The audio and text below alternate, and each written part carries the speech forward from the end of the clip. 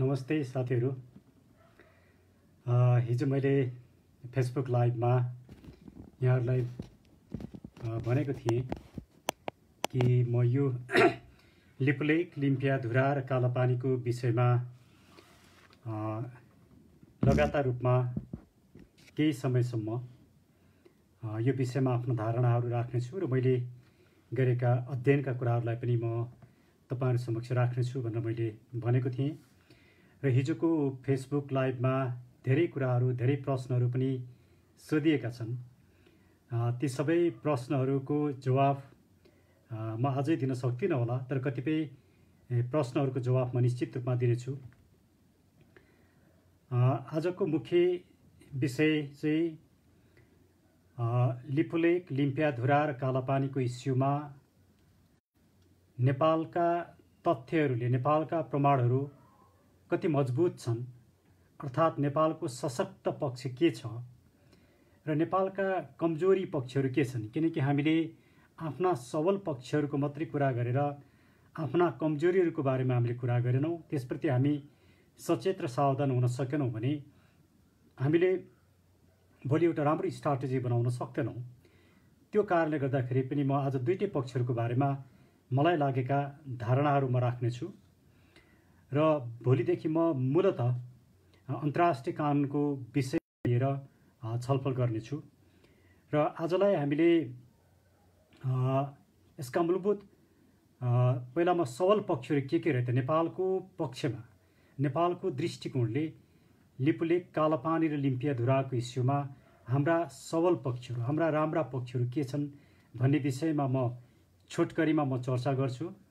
त्यस पछाडि म हाम्रा कमजोरीहरू के छन् त र ती कमजोरीहरूलाई कसरी हामीले सम्बोधन गर्नुपर्छ भन्ने विषयमा पनि म छलफल गर्नेछु।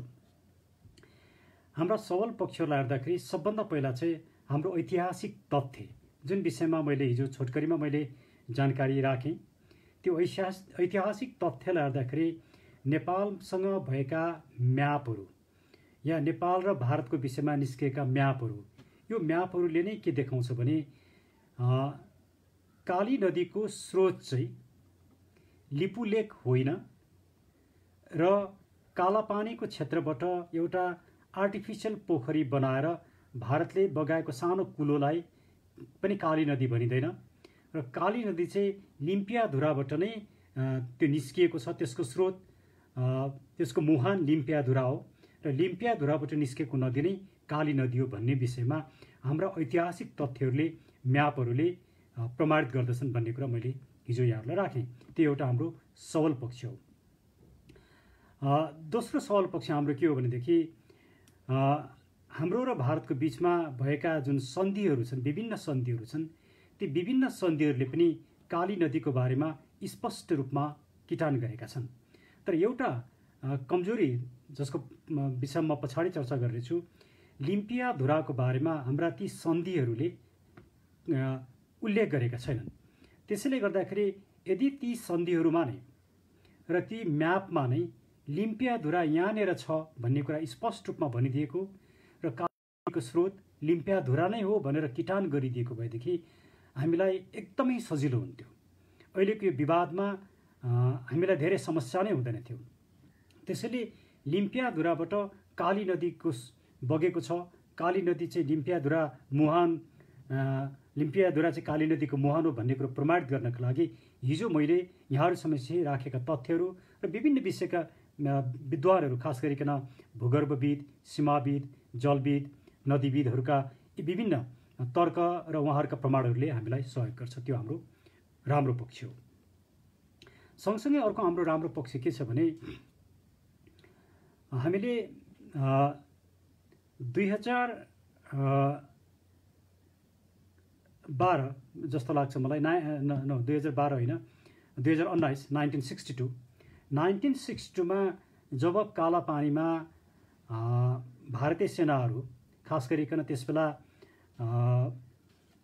मिलिट्री नभएर आर्म पुलिस फोर्स, अर्धसैनिकहरू जुन बसे, त्यो अर्धसैनिकहरू बस्ने काम चाहिँ अहिले भनिए जस्तो 1962 बाट नभएर खास गरिकन 1955 बाट नै रहेछ भन्ने कुराहरू केही ऐतिहासिक तथ्यहरूले देखाए। अब मैले यहाँ केही व्यक्तिहरूको नाम लिन्छु, मैले उहाँहरूप्रतिको मेरो कुनै दुराग्रह छैन, तर हामीले ऐतिहासिक तथ्यहरूलाई केलाउँदाखेरि के देखिन्छ भने 1955मा त्यसबेला मातृका प्रसाद कोइराला प्रधानमन्त्री हुनुहुन्छ र 2007 सालको परिवर्तन पछाडि केही समयसम्म मोहन शमशेर राणाहरू नै प्रधानमन्त्री रहे। त्यस पछाडिका प्रधानमन्त्री मातृका प्रसाद कोइराला कसरी प्रधानमन्त्री भयो भने त्यहाँ नेपाल इन ट्रान्जिसन भन्ने एउटा पुस्तक छ, जुन पुस्तक धेरै विद्वानहरूले लेखेका किताब हो। त्यो पुस्तकमा राम्रोसँग के चर्चा गरिएको छ भने भारतीय प्रधानमन्त्री नेहरू चाहिँ मातृका प्रसाद कोइरालालाई नै प्रधानमन्त्री बनाउन चाहन्थे। त्यो कारणले गर्दाखेरि विश्वेश्वर प्रसाद कोइराला प्रधानमन्त्री बन्न सकेनन् र 2007 सालको क्रान्ति पछाडि मोहन शमशेरलाई हटाइसके पछाडि मातृका प्रसाद कोइराला प्रधानमन्त्री किन बने भने भारतीय प्रधानमन्त्री नेहरूको उनी एक किसिमको प्रिय पात्र थिए र त्यो प्रिय पात्र भएको कारणले गर्दाखेरि मातृका प्रसाद कोइरालाले केही कामहरू गरे। एउटा काम के गरे भने 1952मा नै 17वटा नेपालको उत्तरी नाकामा भारतीय सेनाहरू राख्नको लागि उनले सहमति दिए। एउटा भने दोस्रो चाहिँ 1955मा कालापानीमा आर्म पुलिस फोर्स, भारतीय आर्म पुलिस फोर्स राख्नका लागि पनि उनले स्वीकृति दिए। अब यो स्वीकृति दिएको कुरा दस्तावेजमा छैन, तर केही ऐतिहासिक तथ्यहरूले र इतिहासविदहरूले यो कुराहरू भनेका छन्। त यसको आधारमा मातृका प्रसाद कोइरालाले हाम्रो सत्ताको मात्रै स्वार्थपूर्ति गरेनन् कि उनले भारतीय स्वार्थ पनि पूर्ति गर्ने काम गरे भन्ने कुरा देखिन्छ र यो हाम्रो लागि ज्यादै दुःखको विषय हो। अब हामीले वास्तवमा हाम्रा नेताहरूप्रतिको हाम्रो आस्था र हाम्रो सम्मान त छ नै, तर उहाँहरूले गरेका गलत काम र राष्ट्रको हित विपरीत गरेका क्रियाकलापहरूलाई पनि अब नागरिकहरूले विश्लेषण गर्ने बेला आएको छ। त्यही कारणले गर्दा जब भारतीय आर्म पुलिस फोर्स त्यहाँ बस्यो, अन्तर्राष्ट्रिय कानुनको दृष्टिकोणमा यसलाई प्रस्क्रिप्सन भनिन्छ। प्रस्क्रिप्सन भनेको हाम्रो स्वीकृतिले बसेको। अब यसको राम्रो एउटा पक्ष के हो भनेदेखि हाम्रो सार्वभौम सत्ता भएको कारणले हाम्रो स्वीकृति लिएर हाम्रो सहमतिमा बसेको। यदि त्यो भारतको भूमि हुन्थ्यो भने हाम्रो सहमति चाहिँदैन थियो। त्यस आधारमा त्यो पनि एउटा हाम्रो लागि पोजिटिभ प्रमाण नै भन्नुपर्छ। काम गलत भए पनि त्यसलाई पोजिटिभ रूपमा व्याख्या गर्न सकिन्छ। हाम्रो स्ट्रङ पक्ष त्यो छ। र अर्को पक्ष के छ भने 2011 सालमा जनगणना हुँदाखेरि हामीले त्यो क्षेत्रका खास गरिकन त्यो ब्यास क्षेत्रका विभिन्न 6वटा गाउँपालिकाहरूमा पनि हामीले जनगणना गरेका छौँ। यो कुरा विभिन्न विद्वानहरूले पनि भनेका छन्। त्यस बेलाको जनगणनामा पनि यो कुरा उल्लेख छ भनेर भनिएको छ। मैले त्यो 2011 सालको जनगणना हेर्ने कोसिस गरेँ, तर मैले त्यो डकुमेन्ट पाइनँ। त्यसैले म आफू यकिनका साथ भन्दिनँ, तर रतन भण्डारी जस्ता अध्येताहरू र विद्वानहरूले यो कुरा उठाउनु भएको कारणले र अरू विद्वानहरूले पनि यसलाई पुष्टि गर्नुभएको कारणले र डाक्टर द्वारिकानाथ ढुङ्गेलले पनि यो कुरा पुष्टि गर्नुभएको कारणले के देखिन्छ भने 2011 सालको जनगणनामा त्यो टिङ्कर लगायतका कुटी लगायतका ती 6वटा गाविसमा जुन जनगणना भएको थियो त्यसले पनि त्यो नेपालको भन्ने कुरो देखिन्छ। हाम्रो सबल पक्ष त्यो छ। र सँगसँगै 2018 सालसम्म त्यहाँका बासिन्दाहरूले नेपालमा नै तिरो तिरेका छन्, तिरो भर गरेका छन्, उनीहरूको धनी पूर्जा छ, मालपोतमा भएका दस्तावेजहरूले त्यो कुरा देखाउँछन् भन्ने कुराहरू पनि देखिएको छ। त्यो हाम्रो राम्रो पक्ष हो। र पछिल्ला दिनमा आइसके पछाडि अहिले आएर भर्खरै हामीले यही जेठमै अघिल्लो हप्ता नेपालको नयाँ नक्सा पनि निकाल्यौँ। त्यो एउटा राम्रो पक्ष हो। अब यहाँ प्रश्न उठ्छ, यो नयाँ नक्सा हामीले निकालिसके पछाडि, सरकारले निकालिसके पछाडि यसको कानुनी हैसियत के होला, अन्तर्राष्ट्रिय कानुनमा यसलाई कसरी विश्लेषण गरिएला, संवैधानिक रूपमा यसको कसरी विश्लेषण होला, यी सब कुराहरूलाई म हेर्छु, पछाडि म छलफल गर्नेछु। तर अहिले छोटकरीमा म के निवेदन गरौँ भने यी मैले अहिले जति कुराहरू भने नेपालका स्ट्रेन्थहरू हुन्, ती नेपालका राम्रा पक्षहरू हुन्। अब नेपालका कमी कमजोरी चाहिँ के रहे त, कहाँनिर कमी कमजोरी भयो नेपालको भन्ने सन्दर्भमा हामीले हेर्दाखेरि केही तथ्यहरूलाई हामीले बिर्सन हुँदैन। सबभन्दा पहिलो तथ्य के छ भने जुन मैले ऐतिहासिक तथ्य र म्यापहरू भने, ऐतिहासिक तथ्यले जस्तो सुगौली सन्धिलाई नै हेर्दाखेरि पनि सुगौली सन्धिले काली नदीको पश्चिम भारत र काली नदी पूर्व नेपाल र काली नदी पनि नेपाल भन्ने जुन कुराहरू उल्लेख गर्यो, त्यो बेलामा काली नदीको मुहान चाहिँ लिम्पियाधुरा हो है भनेर भनिदिएको भए सजिलो हुन्थ्यो। त्यो कुरा भनेन। एउटा कमजोर पक्ष यो रह्यो। अर्को कमजोर पक्ष के रह्यो भने जुन म्यापहरू छन्, हामीले नेपालले त आफ्नो म्याप बनाएको 2032 सालमा मात्रै हो। त्योभन्दा अगाडिसम्म यी सबै म्यापहरू, नेपालको म्याप सबै भारतले नै बनाउने काम गर्यो। र ऐतिहासिक म्यापहरूमा काली नदीको स्रोत लिपुलेखलाई देखाइएको छ, तर पछिल्ला दिनमा आइसके पछाडि काली नदीको स्रोत लिपुलेखलाई देखाइएको छैन। यस्ता केही म्यापहरू इन्डियासँग छन्। त्यसले गर्दाखेरि हामीले यो भोलि एउटा विवाद रहने ठाउँ चाहिँ छ। दोस्रो कमजोरी यो देखिन्छ। तेस्रो कमजोरी के देखिन्छ भने खास गरिकन त्यो क्षेत्रमा, कालापानी लिपुलेखको क्षेत्रमा भारतीय सेना बस्नको लागि 1962 मा 2019 सालमा नेहरूले राजा महेन्द्रलाई पत्र लेखे र राजा महेन्द्रले स्वीकृति दिए भन्ने जुन कुरा छ, त्यो पत्र बाहिर आएको छैन, मैले पनि हेर्न पाएको छैन। तर हेर्न नपाए पनि यसले के देखाउँछ भने धेरै विद्वानहरूले र त्यो बेलाका जानकार व्यक्तिहरूले यो कुरा बोलेको कारणले गर्दाखेरि यसको सत्यता होला भन्ने कुरा हामीले अनुमान गर्छौँ। अब यसको राम्रो पक्ष के हो भने नेपालको सहमतिमा त्यो कुरा उनीहरू इन्डियन सेनाहरू बसे, त्यसले नेपालको सार्वभौम सत्ता, नेपालको भौगोलिक अखण्डतालाई उनीहरूले स्वीकार गरे। तर त्यसको नराम्रो पक्ष के रह्यो भन्दाखेरि त्यस पछाडिदेखि उनीहरू नियमित रूपमा बसे। उनीहरूको विषयमा हामीले जानकारी पनि दिन सकेनौँ, मोनिटरिङ पनि गर्न सकेनौँ, उनीहरूलाई त्यहाँबाट हामीले फिर्ता पठाउन पनि सकेनौँ। र त्यो बेलादेखि अहिलेसम्मको कुनै पनि सरकारले त्यो काम गर्न सकेन। त्यो हाम्रो ठुलो कमजोरी रह्यो। त्यसले गर्दाखेरि उनीहरूको एउटा दाबी के छ, अहिले भारतीयहरूले भनिरहेको दाबी के हो भने हामी 60 वर्षदेखि लगातार हामी त्यहाँ बसिराखेका छौँ र यसरी बसेको कारणले गर्दाखेरि त्यो चाहिँ हाम्रो एउटा स्ट्राटेजिक इम्पोर्टेन्सको भूभाग हो। त्यो स्ट्राटेजिक इम्पोर्टेन्सको भूभाग भएको कारणले र त्यहाँ सुन्नमा आएअनुसार त्यहाँ ठुलो एउटा भारतीय सैन्य बल राखिएको छ र उनीहरूले ठुलो एउटा सैन्य शक्ति त्यहाँ जगडा गरेका छन्। त्यसले गर्दा उनीहरू त्यो क्षेत्र छोड्न चाहँदैनन्। अब यो क्षेत्रमा उनीहरूलाई यति लामो समयसम्म बस्न दिने र उनीहरूलाई सैन्य बल राख्न दिने जुन काम भयो हाम्रो सहमति स्वीकृतिले हाम्रा शासकहरूको, त्यो एउटा हाम्रो ठुलो कमजोरी रह्यो। तर यति हुँदाहुँदै पनि जसरी राजा महेन्द्रलाई आरोप लगाइएको छ कि राजा महेन्द्रले त्यो क्षेत्र बेचे भन्ने कुरा, त्यो कुनै पनि डकुमेन्ट दस्तावेजबाट देखिँदैन। तर राजा महेन्द्रको पनि कमजोरी चाहिँ के रह्यो भने उनले 1962 मा जसरी राख्न दिए, 1969 मा 17वटा उत्तरी नाकामा भएका भारतीय सेनाहरूलाई, चेकपोस्टहरूलाई हामीले हटाउँदाखेरि त्यो पनि हटाउनु पर्थ्यो, किनकि 62 बाट 69 भनेको झन्डै 7 वर्षको समय थियो। उनीहरूले केही समयको लागि बस्न भनेका थिए भने 7 वर्ष भनेको त्यो लामो समय थियो र यो लामो समयसम्म 7 वर्षभन्दा बेसी हामीले बस्न दिनु हुँदैन थियो। र त्यसबेलाका प्रधानमन्त्री कृतनिधि विष्टको पछाडि आएको अन्तर्वार्तामा उनले के भन्छन् भने होइन, मलाई थाहा भएको भए त हामी त्यही बेला हटाउँथ्यौँ नि भन्छन्। त्यो एकदमै मलाई अनुत्तरदायी जवाब जस्तो लाग्छ। एउटा प्रधानमन्त्रीले मलाई थाहा थिएन भन्ने कुरा चाहिँ अनुत्तरदायी कुरो, किनकि 1962 मा भारतीय सेनाहरू बसेका छन् र त्यो ठाउँमा उनीहरू कसरी बसेका छन्, किनकि उनीहरू बसिसके पछाडि नै त्यो क्षेत्रमा नेपाली नागरिकहरू त्यो क्षेत्रमा प्रवेश गरेर भारततिर जाँदाखेरि उनीहरूबाट पास लिनु पर्थ्यो र उनीहरूको स्वीकृतिले जानु पर्थ्यो, त्यहाँको मेजिस्ट्रेटको अनुमति लिनु पर्थ्यो। र हाम्रा नेपालीहरू, त्यो क्षेत्रमा बसेका नेपालीहरूको जुन किसिमको एउटा अवस्था छ, एउटा दुःख छ, खास गरिकन यो विषयमा मलाई महेन्द्र विष्टजीले लामो मेसेज नै गर्नुभएको छ। म महेन्द्र विष्टजीलाई धेरै धेरै धन्यवाद दिन चाहन्छु। उहाँ त्यही क्षेत्रको व्यक्ति पनि हुनुहुन्छ र अहिले पनि त्यहाँका व्यक्तिहरू, त्यो लामो समयदेखि नेपाल सरकारले कहिले पनि त्यहाँका नागरिकहरूप्रति चाहिँ नेपाल सरकारको दृष्टि पुग्न सकेन। नेपाल सरकारले उनीहरूलाई आधारभूत सुरक्षा र अन्य सरकारले दिनुपर्ने सुविधाहरू पनि दिन सकेन। उनीहरू शिक्षाको लागि पनि भारततिर जानुपर्ने, सामान्य किनमेलको लागि पनि भारततिर जानुपर्ने, रोजगारीको लागि पनि भारततिर जानुपर्ने र यतिसम्म कि इभन पुल नभएको कारणले गर्दाखेरि उनीहरू तुइनमा जानुपर्ने र अहिलेसम्म पनि त्यो अवस्था छ भनेर मलाई महेन्द्र विष्टजीले भन्नुभएको छ।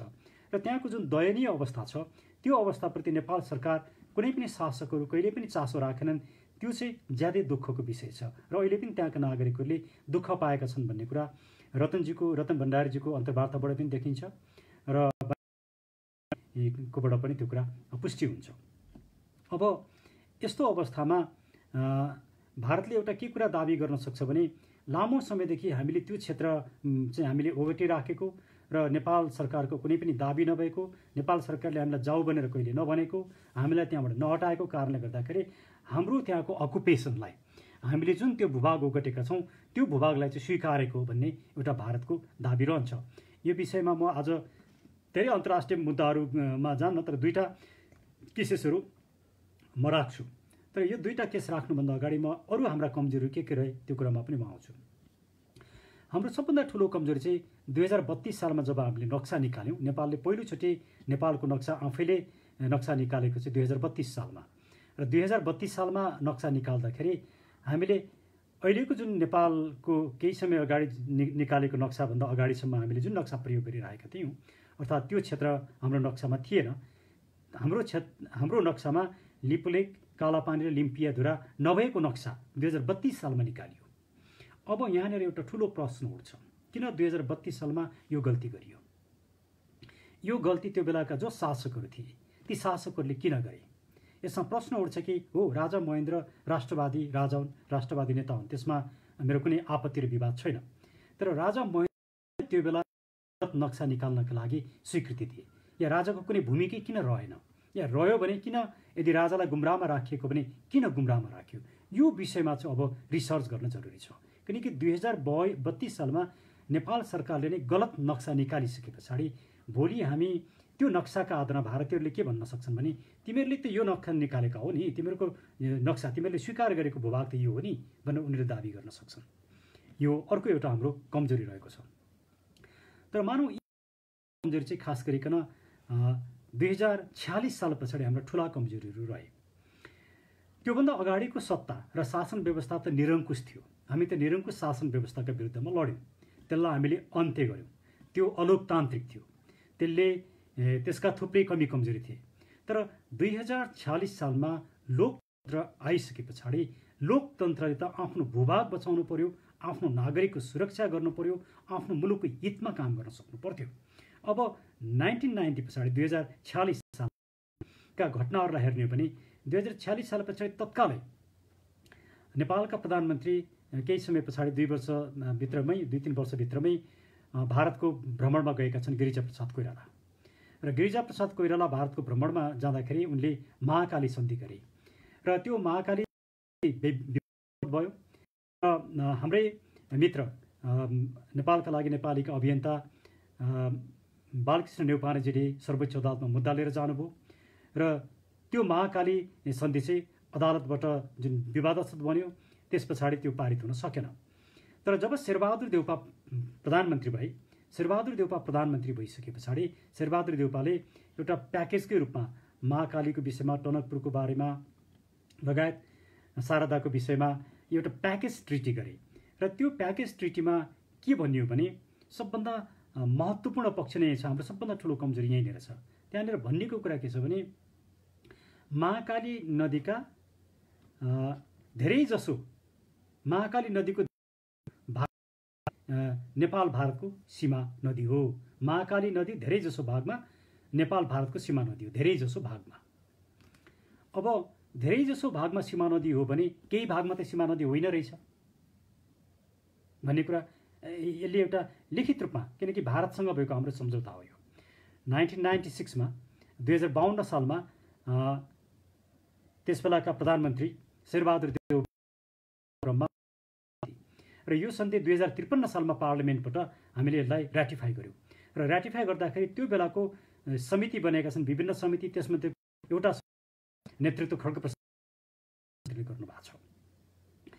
र एउटा ज्यादै हामीले ध्यान दिनुपर्ने कुरा के छ भने त्यो बेला पनि यो विषय ननिस्केको होइन, त्यो बेला पनि निस्क्यो।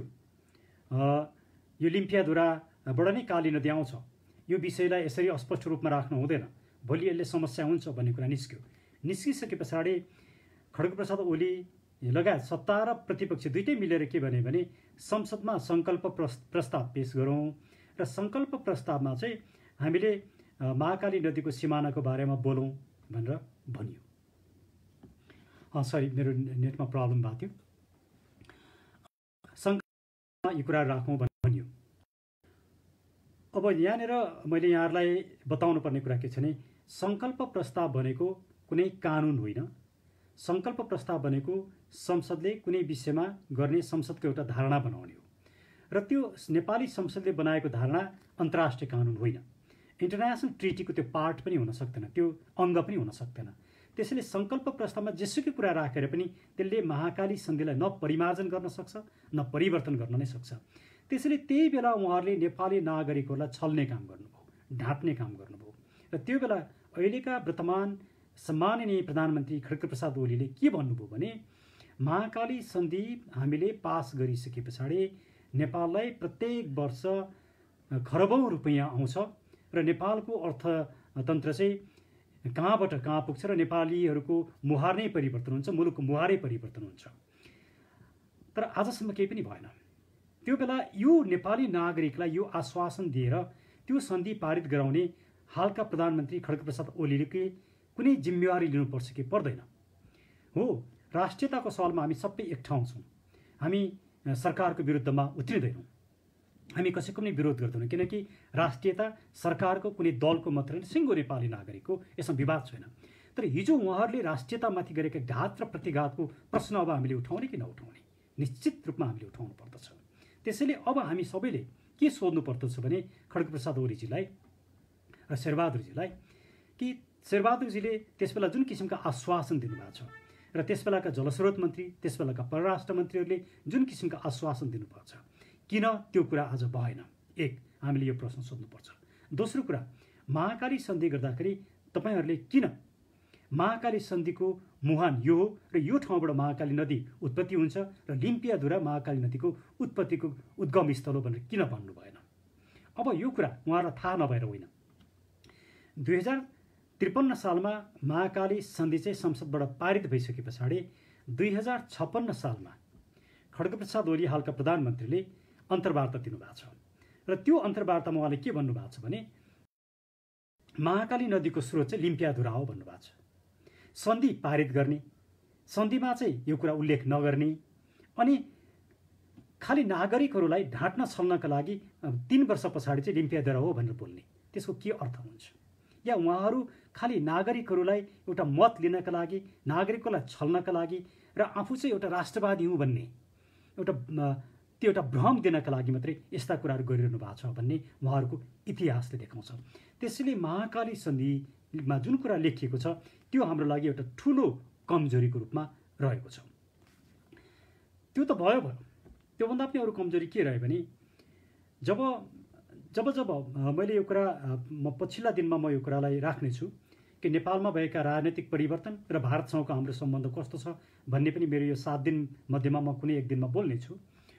तर छोटकरै म के भन्छु भने नेपालमा जब राजनैतिक परिवर्तन, ठुल्ठुला राजनैतिक परिवर्तन हुन्छन् त्यसमा भारतको ठुलो भूमिका छ र त्यो भूमिकामा भारतले केही न केही फाइदा लिएको छ।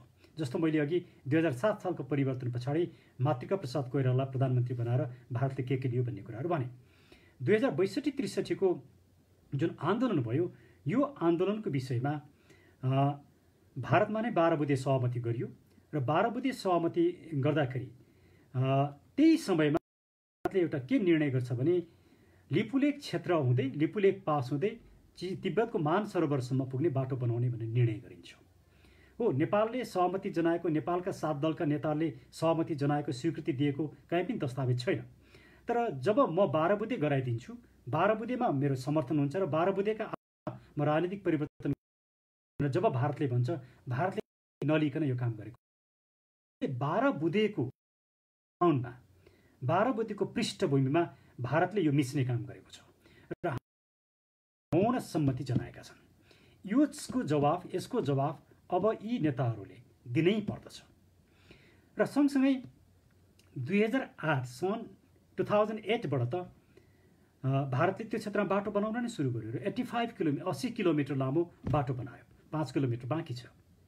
80 किलोमिटर लामो बाटो बनेको विषयमा जब यो मे 8 तारिकमा भारतका रक्षा मन्त्रीले उद्घाटन गर्नुभयो, त्यस पछाडि हामी सब sorry for the interruption of the internet, हामी सबैलाई थाहा भयो र यो थाहा भइसके पछाडि प्रश्न उठ्यो र सरकारका तर्फबाट के कुरा आयो भने प्रधानमन्त्रीले मलाई त केही पनि थाहा थिएन भनेर प्रधानमन्त्री खड्गप्रसाद ओलीले भन्नुभयो। जबकि परराष्ट्र मन्त्रीले के भन्नु भने हामीलाई यी सबै कुराहरू थाहा थिए। अब यहाँनिर प्रश्न उठ्छ, सरकारको परराष्ट्र मन्त्रीलाई थाहा हुने, प्रधानमन्त्रीलाई थाहा नहुने यस्तो पनि हुन सक्छ? निश्चित रूपमा सक्दैन। त्यसले सन् 2008बाट 2020सम्म 12 वर्षसम्म नेपालमा भएका विभिन्न प्रधानमन्त्रीहरू, जसमध्ये हाल जीवित प्रधानमन्त्रीहरू 6 जना हुनुहुन्छ। शेरबहादुर देउबा, माधव कुमार नेपाल, झलनाथ खनाल, प्रचण्ड, खड्गप्रसाद ओली र डाक्टर बाबुराम भट्टराई, उहाँहरू सबैलाई यो कुराहरू थाहा थियो। तर उहाँहरूले किन यो कुरा नेपाली नागरिकलाई भन्नु भएन? किन उहाँहरू मौन बस्नुभयो? किन सरकार चुक्यो? किन सरकारले यो कुरा लुकाएर राख्यो? भारतले यही भन्छ। अहिले भारतले के भनिरहेको छ भने हामीले 2008बाट बाटो बनायौँ, सुरु गऱ्यौँ र अहिले बाटो बनाइसके पछाडि हामीलाई त्यहाँबाट हट भन्ने, यस्तो गर्न मिल्छ भन्ने भारतको तर्क रहेको छ। मैले यी हाम्रा कमजोरीहरू भने तपाईँलाई निराश बनाउन खोजेको होइन। मलाई अहिले पनि के विश्वास छ भने हामीले हाम्रा ऐतिहासिक दस्तावेजका आधारमा हाम्रो स्ट्राटेजी के हुनुपर्छ भने मैले हिजो पनि भने भारतलाई हामीले स्पष्ट रूपमा भन्न सक्नुपर्छ, हामी भारतको विरोधी होइनौँ, हामी भारतका अभिन्न मित्र हौँ। हामी भारतसँग ऐतिहासिक रूपमा जुन हाम्रो सम्बन्ध छ त्यो निरन्तर रूपमा राख्न चाहन्छौँ र मित्र सम्बन्ध राख्न चाहन्छौँ। तर पटक पटक नाकाबन्दी गरेर भारतले नै नेपाललाई दुःख दिने काम गरेको छ। नेपालले कहिले पनि भारतलाई दुःख दिएको छैन। बरु विभिन्न समयमा भारतलाई नेपालले सघाएको छ। आफ्ना वीर नेपालीहरू भारतको सीमा बचाउने काम गरेका छन् भने त्यहाँको सिपाही विद्रोहमा समेत जङ्गबहादुरले गएर भारतको सहयोग गरेका छन्। यस्ता इतिहासमा प्रमाणहरू छन्। त्यसैले नेपाल कहिले पनि भारतको दुश्मन होइन, भारतको मित्र हो। यो कुरा भारतीय नागरिकहरूले र भारतीय सरकारले बुझ्नु पर्दछ। तर भारतीय सरकारलाई हामीले अब चोइस दिनुपर्छ। मलाई थुप्रै साथीहरूले प्रश्न पनि गर्नुभएको छ कि सुगौली सन्धिको विषयलाई लिएर झन्डै 30 मिनट हुन आँटिसकेछ। म अब 5 मिनट जति बोल्छु, त्यस पछाडि म अरू विषयमा फेरि भोलि म कुरा गर्छु। हामीले के भन्नुपर्छ भने या त तपाईँहरू सुगौली सन्धिलाई रोज्नुहोस्, सुगौली सन्धिलाई तपाईँहरू मान्नुहुन्छ भने काली नदी लिम्पियाधुराबाट आएको ऐतिहासिक तथ्यले देखाइसके पछाडि तपाईँहरू विवाद नगर्नुहोस्। यदि तपाईँहरू विवाद निकाल्नुहुन्छ भने हामी ऐतिहासिक प्रमाणका आधारमा हामी पूर्वमा टिस्टा र पश्चिममा काँगडासम्म या सतलज रिभरसम्म, नदीसम्म हामी दाबी गर्नेछौँ र यी प्रमाणहरूका आधारमा तपाईँहरूले नै निकालेको नक्साका आधारमा त्यो भूभाग हाम्रो भन्ने कुरो प्रमाणित हुन्छ। त्यसैले तपाईँ हामीसँग विवाद गर्ने कि अब यो समस्याको समाधान गर्ने भन्ने हाम्रो पहिलो प्रश्न हुनुपर्छ। मैले यति भनिसके पछाडि म केही कुराहरू उठाउँछु जसको विषयमा म भोलि अरू कुराहरू राख्छु। हामीले यो नयाँ नक्सा निकालिसके पछाडि के भयो, त्यसपछि भारतीय पक्षबाट कस्तो रिस्पोन्स आयो, त्यसमा अरू कुराहरू के छन् भन्ने विषयमा म आउँछु। तर म एउटा अन्तर्राष्ट्रिय मुद्दा चाहिँ म तपाईँहरूसँग एउटा छलफलको लागि राख्छु, जुन एउटा यहाँलाई सजिलो पनि, त्यसले केही न केही रूपमा हामीलाई अलिकति सहायता पनि गर्छ। त्यो मुद्दा चाहिँ मेक्सिको र अमेरिकाको बिचमा, मेक्सिको भर्सेस युनाइटेड स्टेट्सको बिचको 1911को मुद्दा हो। यो 1911मा अन्तर्राष्ट्रिय मुद्दाहरू कस्तो हुन्छ भने या त अन्तर्राष्ट्रिय अदालतमा जान्छ, त्यो बेला इन्टरनेसनल कोर्ट थिएन, international court of permanent justice भन्ने चाहिँ 1920मा मात्रै स्थापित भयो। त्योभन्दा अगाडि चाहिँ आर्बिट्रेसन गर्ने चलन थियो। अहिले पनि आर्बिट्रेसन गर्न पाइन्छ। आर्बिट्रेसन भनेको चाहिँ दुईवटा मुलुकले पत्याएको कुनै एउटा व्यक्ति हुनसक्छ, एउटा टिम हुनसक्छ, त्यो विषयका विशेषज्ञहरूले उनीहरूले निर्णय गरेको कुरा हामी मान्छौँ भनेर कसैलाई निर्णय गर्न दिइन्छ भने त्यसलाई आर्बिट्रेसन भनिन्छ र यो आर्बिट्रेसनमा गएको थियो। यसको अहिलेको हाम्रो विवाद जस्तै यसको अवस्था छ। यसमा के हुन्छ भने 1848 र 1853मा अमेरिका र मेक्सिकोको बिचमा सन्धि भएको हुन्छ, दुईवटा सन्धि हुन्छ। त्यो दुईवटा सन्धिले चाहिँ रियो ग्रान्डे भन्ने नदीलाई चाहिँ सीमा नदी मानेको हुन्छन्। हाम्रो अहिलेको काली रिभर जस्तै रियो ग्रान्डेलाई सीमा नदी मानेका हुन्छन्। त्यो रियो ग्रान्डे चाहिँ पश्चिम दक्षिण, अमेरिकाबाट पश्चिम दक्षिण पर्छ भने मेक्सिकोबाट उत्तरतिर पर्छ। अब यसले बग्ने क्रममा आफ्नो बाटो चाहिँ फरक पार्छ। बाटो फरक पार्ने क्रममा पहिला जहाँनिर यो नदी थियो त्यो नदी मेक्सिकोतिर प्रवेश गर्छ र केही भूभागहरू चाहिँ छोड्छ। अब यो जुन भूभाग छोडिएको छ, पहिला नदी बगिरहेको ठाउँ र अहिले मेक्सिकोतिर पसेको ठाउँ, त्यो बिचको जुन भूभाग छ त्यो बिचको भूभागमा विवाद हुन्छ र त्यो बिचको भूभागमा चाहिँ अमेरिकाले त्यसलाई दाबी गर्छ। अमेरिकाको त्यहाँ उपस्थिति हुन्छ। अमेरिकाले विभिन्न किसिमका कन्स्ट्रक्सन पनि त्यहाँ गरेको हुन्छ र अमेरिकाको दाबी के हुन्छ भने नदीले नै बाटो छोडिसकेको कारणले गर्दाखेरि त्यो भूभाग चाहिँ अब अमेरिकाको भूभाग हुनुपर्छ, किनकि त्यो भूभाग चाहिँ अनडिस्प्युटेड छ, किनकि मेक्सिकोले दाबी गरेको छैन र मेक्सिकोले त्यसमा कुनै पनि किसिमको अवरोध पनि गरेको छैन, यो अनइन्टरप्टेड छ र अमेरिकाको त्यहाँको उपस्थितिलाई च्यालेन्ज पनि गरेको छैन। त्यसैले अमेरिकाको नियन्त्रणमा, पोजिसनमा, अकुपेसनमा, अहिले जसरी भारतीयहरूले हाम्रो अकुपेसनमा छ भन्छन् त्यस्तै अमेरिकाको अकुपेसनमा छ यो। त्यो भएको कारणले गर्दाखेरि यो भूभाग चाहिँ अमेरिकाको हुनुपर्छ भन्ने अमेरिकाको दाबी हुन्छ। तर आर्बिट्रेटरले के भन्छन् भन्दाखेरि अन्तर्राष्ट्रिय सीमाको सिद्धान्त चाहिँ के हो भने जुन ठाउँमा पहिला नदी थियो त्यो नदीले आफ्नो बाटो परिवर्तन गरे पनि सन्धि हुँदाका बेलामा भएको नदी जुन ठाउँमा छ त्यसैलाई नै सीमा नदी मान्नुपर्छ भन्ने सिद्धान्त स्थापित गर्यो। अर्थात् हाम्रो सन्धि हुँदाखेरि भारत र नेपालको बिचमा सुगौली सन्धि हुँदाखेरिको नदी कहाँ हो त भन्ने विषयमा मैले हिजो पनि भने 1880 गरिएका अध्ययनहरूले के देखाए भने नन्दा देवी पर्वतको पूर्व, नन्दा देवी पर्वत भारतमा पर्छ, त्यसको पूर्वपट्टि लिपुलेक पर्छ र त्यसको पूर्वबाट काली नदी चाहिँ उत्पत्ति हुन्छ भनेर भनिएको छ। ती दस्तावेजहरूले देखाउँछन्। यो कारणले गर्दाखेरि यो जुन मुद्दा छ मेक्सिको भर्सेस युनाइटेड स्टेट्सको 1911 को मुद्दा, त्यहाँ जुन सिद्धान्तहरू स्थापित गरे त्यसले गर्दाखेरि हाम्रो पोजिसन चाहिँ दह्रो छ। अब मैले धेरै प्रश्नहरूको उत्तर दिन सकेको छैन, जस्तो हामीले अन्तर्राष्ट्रिय अदालतमा जान सक्ने अवस्था छ कि छैन, सुगौली सन्धि नै अवैधानिक भइसके पछाडि यदि यसलाई अवैधानिक मान्यो भने र भारतले जुन इस्ट इन्डिया कम्पनीले जुन हाम्रो भूभाग लियो त्यो त एउटा कम्पनी थियो, त्यसले गरेको अकुपेसन लिगल हुन्छ कि हुँदैन लगायतका धेरै लिगल क्वेसनहरू, कानुनी प्रश्नहरू आएका छन्। यसलाई अन्तर्राष्ट्रिय कानुनको दृष्टिकोण समेतलाई राखेर म भोलि चर्चा गर्नेछु र भोलि म विशेष गरी हामीले नयाँ नक्सा जुन निकाल्यौँ त्यो विषयमा र हामीले नयाँ नक्सा निकालिसके पछाडि भारतको विदेश मन्त्रालयले जुन विज्ञप्ति जारी गर्यो त्यहाँ 5वटा महत्त्वपूर्ण कुराहरू भनिएको छ। ती कुराहरू के हुन् र त्यस पछाडि यी अन्तर्राष्ट्रिय कानुनका केही विषयहरूलाई पनि सम्बोधन गर्ने गरी भोलि म फेरि यही 6 बजे नै फेसबुक लाइभमा आउनेछु।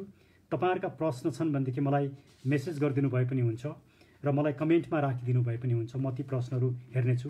र हिजो आएका धेरै प्रश्नहरूको मैले जवाब दिन सकेको छैन। त्यसमध्ये म महेन्द्र विष्टजीलाई धेरै धेरै धन्यवाद दिन चाहन्छु। उहाँ त्यही क्षेत्रको हुनुहुँदो रहेछ र उहाँले राम्रोसँग मलाई यो विषयको जानकारी पनि दिनुभएको छ र म सबै साथीहरूलाई धन्यवाद दिँदै भोलि फेरि 6 बजे भेटौँ भनेर अनुरोध पनि गर्दछु। धन्यवाद।